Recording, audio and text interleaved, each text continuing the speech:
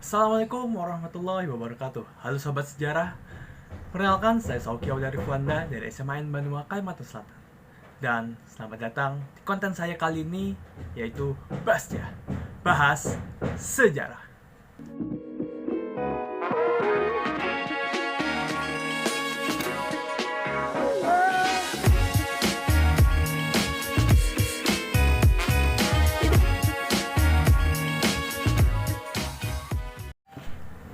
Mungkin kalian semua tahu atau pernah dengar tentang Hari Kemerdekaan Indonesia.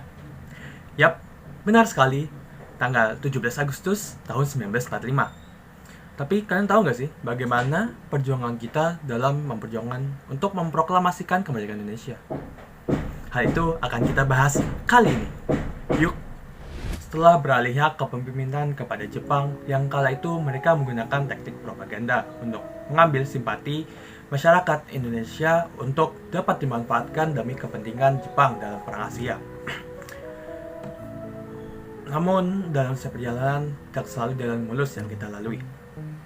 Sama seperti Jepang yang kala itu harus menerima kenyataan bahwa prefektur Hiroshima dan Nagasaki telah dijatuhi bom atom dengan julukan Little Boy pada tanggal 6 Agustus 1945 dan Fat Man pada tanggal 9 Agustus tahun 1945. Yang kala itu menyebabkan ratusan ribu penduduk Jepang meninggal dunia dan ratusan ribu lainnya mengalami kecacatan. Hingga pada tanggal 14 Agustus 1945, waktu Jepang, akhirnya Jepang menyerah tanpa syarat kepada sekutu. Singkat cerita, dengan adanya vacuum of power atau kekosongan kekuasaan, para pemuda dengan segera mendesak golongan tua pada saat itu untuk mendeklarasikan kemerdekaan Indonesia. Sultan Syahrir, tokoh dalam golongan muda yang aktif, telah mengetahui berita penyerahan Jepang kepada sekutu melalui siaran radio BBC.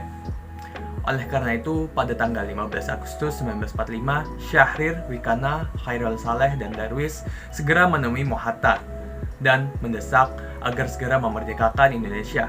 Namun, hal itu dibantah oleh Mohatta karena proklamasi Indonesia akan diserahkan kepada PPKI yang telah dibentuk oleh Jepang. Syahrir sebagai golongan muda berpendapat lain. Ia berpendapat bahwa kemerdekaan jangan dilakukan melalui PPKI karena sekutu akan mencap kemerdekaan sebagai buatan Jepang.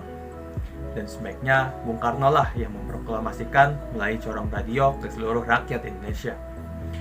Dari pihak Soekarno dan Hatta menghendaki sikap kooperatif dengan Jepang, yang mana hal-hal mengenai proklamasi harus dikonsultasikan kepada Jepang. Namun hal itu bukanlah tanpa pertimbangan oleh Soekarno. Ada dua hal yang menjadi pertimbangan Soekarno. Yang pertama, militer Jepang masih berada di Indonesia. Proklamasi tanpa izin Jepang ditakutkan akan memicu pertumpahan darah. Yang kedua, Jepang telah berjanji akan melaksanakan proklamasi kemerdekaan Indonesia pada tanggal 24 Agustus tahun 1945 melalui PPKI. Namun, lagi-lagi pertimbangan Soekarno ditolak oleh golongan muda. Dari sisi kacamata saya saat itu adalah saat yang tepat untuk merumuskan dan mendeklarasikan kemerdekaan sesegera mungkin. Dengan keadaan Jepang telah menyerah tanpa syarat kepada sekutu. Dan menurut golongan muda, kemerdekaan Indonesia ini seharusnya diraih dengan perjuangan dan pengorbanan rakyat Indonesia sendiri, bukan dari Jepang. Peristiwa Rengas Dengklok, aku rasa bukanlah hal yang asing bagi kalian. Tapi, kalian tahu nggak sih kenapa terjadi peristiwa penculikan Rengas Dengklok ini? Jadi hal ini terjadi karena menurut golongan muda, jika Soekarno dan Hatta masih berada di Jakarta, maka kedua tokoh ini akan dipengaruhi dan ditekan oleh Jepang, serta menghalanginya untuk memproklamirkan kemerdekaan Indonesia dengan sesegera mungkin. Sedikit kilas cerita. Pada malam hari tanggal 15 Agustus tahun 1945, sebelum peristiwa Rengas Dengklok, golongan muda melakukan rapat di laboratorium mikrologi di Pegangsaan Timur. Mereka membicarakan tentang pelaksanaan proklamasi tanpa menunggu dari pihak Jepang. Dan pada jam 10 malam, keputusan rapat itu kemudian disampaikan oleh Wikana dan Darwis di kediaman Insinyur Soekarno. tuntutan Wikana agar proklamasi dapat dinyatakan oleh Soekarno pada keesokan hari. Hal itu menyebabkan menegangnya suasana karena ia mengatakan bahwa akan terjadi pertumpahan darah jika keinginan mereka tidak dilaksanakan. Mendengar ancaman itu, Insinyur Soekarno sangat marah. Bisa kalian lihat pada gambar berikut ini. Karena terjadi perbedaan pendapat tersebut, tidak membuat golongan muda menyerah. Setelah melakukan perundingan di asrama Cikini 71 pada jam 12 malam di tanggal 16 Agustus 1945, golongan muda sepakat membawa Soekarno dan Hatta ke Rengas Dengklok. Rapat ini selain dihadiri oleh pemuda-pemuda yang berapat sebelumnya di ruang lembaga bakteriologi, rapat ini juga dihadiri oleh Sukarni, Yusuf Kunto, Dr. Muwardi dari Barisan Pelopor, dan Sodanco Singgi dari Dan Peta Jakarta Shu. Dan pada pukul 4 subuh terjadi penculikan Soekarno-Hatta. Mereka dibawa keluar kota menuju Rengas Dengklok. Sesaat sampai di Rengas Dengklok, mereka diterima oleh Soedanco Subeno dan Afan. Soekarno-Hatta yang disertai Fatmawati dan Guntur Soekarno dibawa ke rumah seorang warga keturunan Tionghoa bernama Jiao Kiesyong yang simpati terhadap perjuangan bangsa Indonesia.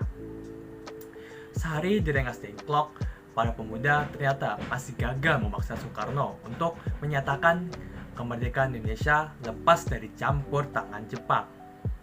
Namun, ada gelagat yang dapat ditangkap oleh Singgi bahwa Soekarno nampaknya bersedia memproklamasikan kemerdekaan Indonesia di Jakarta. Di lain sisi, Jakarta berada dalam keadaan tegang. Pada tanggal 16 Agustus 1945 seharusnya diadakan pertemuan PPKI, tetapi Soekarno-Hatta telah menghilang. Ahmad Subarjo pun dengar kabar bahwa kedua tokoh tersebut telah diculik dan beliau segera mencarinya. Dengan perjalanan yang cukup panjang dan ketika sampai di Rengas Dengklok, mereka diarahkan untuk menunggu di rumah Wedana, seorang pemuda revolusioner bernama Sukarni. Sukarni pun menghampiri mereka. Subarjo kemudian dibawa untuk menemui komandan Kompi bernama Mayor Subeno di Tangsi, yang tidak jauh dari rumah tersebut.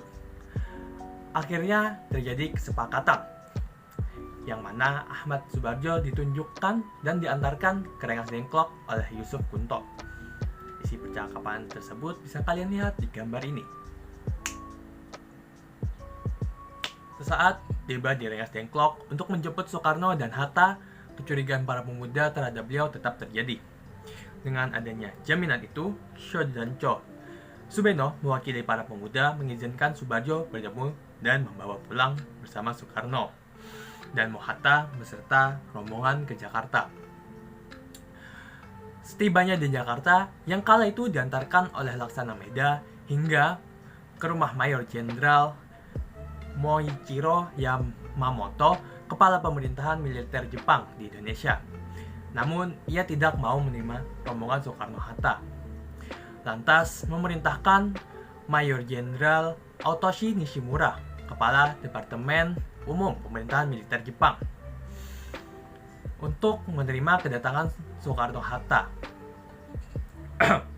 Ketika terjadi pertemuan dengan Nishimura, Soekarno menyampaikan rencana persiapan kemerdekaan Indonesia. Namun Nishimura memberi kabar mengejutkan bahwa Tokyo tidak mengizinkan proklamasi kemerdekaan Indonesia dikarenakan perjanjian antara sekutu dan Jepang yang mengharuskan Jepang menjaga status quo di wilayah jajahan Jepang, salah satunya Indonesia. Penjelasan status quo ada di sini. Mendengar pernyataan tersebut menyadarkan Soekarno bahwa kemerdekaan Indonesia harus diusahakan oleh bangsa Indonesia sendiri. Setelah pertemuan di kediaman Nishimura, Soekarno-Hatta menuju ke kediaman Laksana Maeda yang telah dihadiri oleh anggota PPKI, pemimpin golongan muda, tokoh-tokoh pergerakan, dan beberapa anggota Joseon.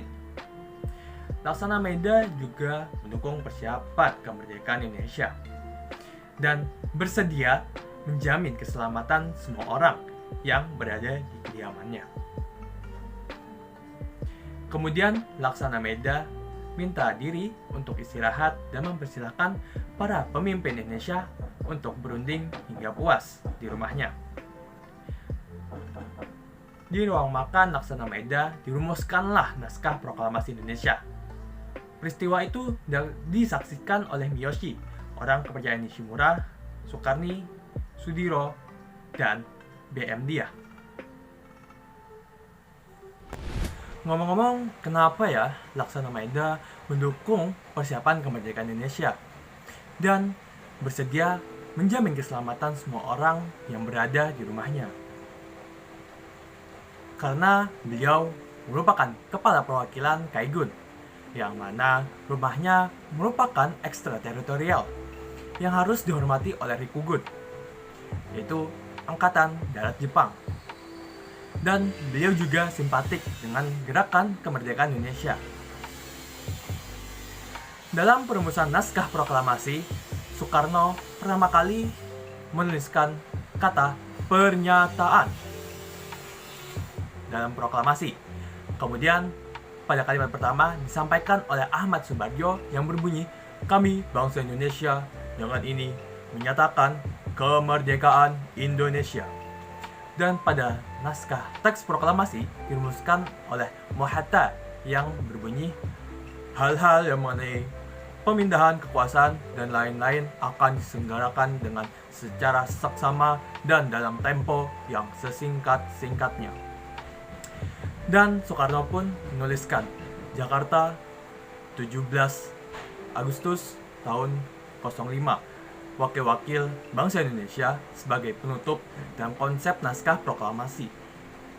Dan pada pukul 4 subuh, Soekarno meminta persetujuan dan minta tanda tangan semua yang hadir sebagai wakil-wakil bangsa Indonesia.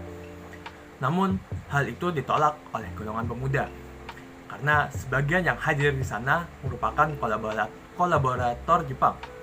Kemudian Soekarni mengusulkan agar teks proklamasi itu cukup ditandatangani oleh Soekarno dan Hatta dengan atas nama bangsa Indonesia. Usul Soekarni diterima dengan beberapa perubahan yang telah disetujui. Maka konsep itu diserahkan kepada Sayuti Malik untuk diketik. Sedikit sekilas info. Sayuti Malik sempat membuang naskah yang asli, yang merupakan konsep awal dari naskah proklamasi kemerdekaan Indonesia. Namun, insting wartawan seorang BM Dia bergerak. Dia memungutnya, lalu mengamankannya di dalam saku. Kemudian, beliau menyimpannya dalam sebuah kotak kayu dan disimpan di dalam tanah.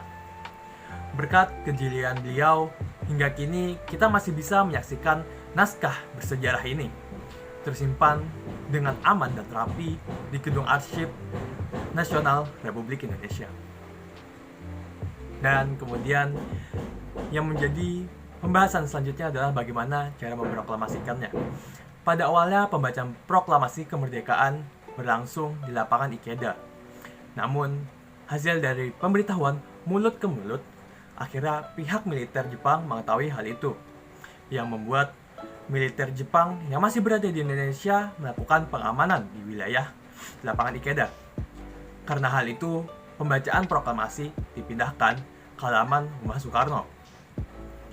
Peralatan yang diperlukan seperti mikrofon telah dipersiapkan oleh Wilopo. Sudiro juga memerintahkan Es Suhut untuk menyiapkan tiang bendera.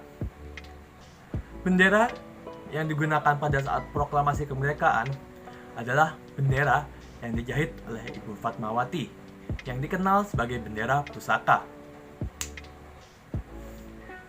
Acara yang direncanakan pada upacara bersejarah itu adalah yang pertama, pembacaan teks proklamasi oleh Dr. Soekarno. Yang kedua, pengibaran bendera merah putih. Dan yang ketiga, sambutan Wali Kota Suwiryo dan Dr. Muwardi dari pihak keamanan. Pada hari Jumat, tanggal 17 Agustus tahun 1945, tepat pada pukul 10, Soekarno dan Mohatta keluar dari Serambi. Diikuti oleh Fatmawati, Soekarno dan Mohatta maju beberapa langkah, dan Soekarno mendekati mikrofon untuk membacakan teks proklamasi. Dalam acara berikutnya, pengibaran bendera putih oleh Latif Hendraningrat dan S. Luhut. Bersamaan dengan naiknya bendera merah putih, para hadirin secara spontan menyanyikan lagu Indonesia Raya tanpa ada yang memimpin. Setelah itu, Suwiryo memberikan sambutan dan disusul sambutan dari Dr. Muwardi. Dan sekitar pukul 11, upacara telah selesai. Sedikit kilas info, sekitaran jam 7 pagi pada tanggal 17 Agustus tahun 1945 yang juga bertepatan dengan bulan Ramadan, Soekarno kala itu masih terbaring dari tempat tidurnya dan tengah sakit demam. Dan ketika ia dibangunkan oleh Fatmawati, wajah beliau terlihat pucat dan gemetaran. Di saat yang bersamaan, rakyat yang telah hadir di halaman rumah Bung Karno menyeru agar dapat memproklamirkan dengan segera, namun Bung Karno menolak. Ketidaksabaran rakyat ini karena ketika itu tentara Jepang masih berkuasa dengan senjataan yang amat lengkap. Mereka khawatir bahwa tentara Dai Nippon ini akan menghalang-halangi proklamasi kemerdekaan. Ketika menghadapi desakan rakyat, Bung Karno yang masih dalam keadaan demam menyatakan, "Jika Hatta tidak ada, saya tidak mau mengucapkan proklamasi kalau Hatta tidak ada." Karena menurut beliau sekalipun kala itu dia dapat memproklamirkan kemerdekaan seorang diri, ia memerlukan Bung Hatta sebagai pendamping. Karena beliau adalah orang Jawa dan dia, dan maksudnya Bung Hatta ini adalah orang Sumatera. Demi persatuan, aku memerlukan seorang dari Sumatera, yang mana maknanya adalah beliau membutuhkan perwakilan demi persatuan. Sebelum Soekarno membacakan proklamasi kemerdekaan, golongan muda telah memperbanyak naskah proklamasi kemerdekaan yang kemudian ditempelkan di lokasi-lokasi strategis di Jakarta. Selain itu juga, salinan naskah itu juga diserahkan kepada kepala bagian radio. Kemudian dimintakan untuk menyiarkan berita proklamasi kemerdekaan sebanyak 3 kali berturut-turut. Kabar ini juga diberitakan hingga ke seluruh dunia, secara khusus wilayah Eropa melalui pemancar radio Gunung Malabar. Selain itu juga berita proklamasi kemerdekaan Indonesia juga disebarkan melalui surat kabar. Setelah kita mengetahui seluk-beluk perjalanan proklamasi dan bersejarah dan penuh perjuangan ini, di balik itu ada makna tersendiri bagi bangsa Indonesia mengenai kemerdekaan Indonesia itu sendiri, yaitu bebasnya dari penjajahan dan bisa menentukan nasib negaranya sendiri. Saat mendeklarasikan kemerdekaan, itu berarti Indonesia telah memutuskan untuk membangun negerinya tanpa campur tangan negara lain, seperti membuat aturan hukum sendiri yang berlaku dalam kehidupan bernegara. Juga bisa berarti menjadi puncak perjuangan untuk membebaskan dan melepaskan diri dari ikatan atau tekanan penjajah. Namun, telah tercapainya kemerdekaan bukan berarti perjuangan masyarakat Indonesia dan elemen lainnya sudah berakhir. Justru, hal ini harus diisi dengan usaha membangun bangsa dan negara. Kemajuan bangsa ini telah bergantung pada kemampuan dan kemauan negara untuk menentukan arah nasibnya. Kemerdekaan ini juga menjadi jembatan emas untuk mencapai tujuan yang lebih mulia. Dengan diraihnya kemerdekaan, berarti bangsa Indonesia mempunyai kedudukan atau derajat yang sama dengan negara yang lainnya yang sudah merdeka lebih dahulu. Selain itu, kemerdekaan Indonesia juga bermakna bahwa masyarakat dan pemerintah memiliki hak serta kewajiban untuk mempertahankan kemerdekaan. Baik, sekian dari saya. Semoga apa yang telah saya sampaikan bisa menambah bisa menambah wawasan sobat sekalian. Apabila terdapat salah ucap, saya memohon maaf sebesar-besarnya. Stay safe dan terus semangat. Saya Sauki izin undur diri. Akhir kata, Assalamualaikum warahmatullahi wabarakatuh. Salam sejarah. Dan sampai jumpa di konten Basjah selanjutnya. Dadah!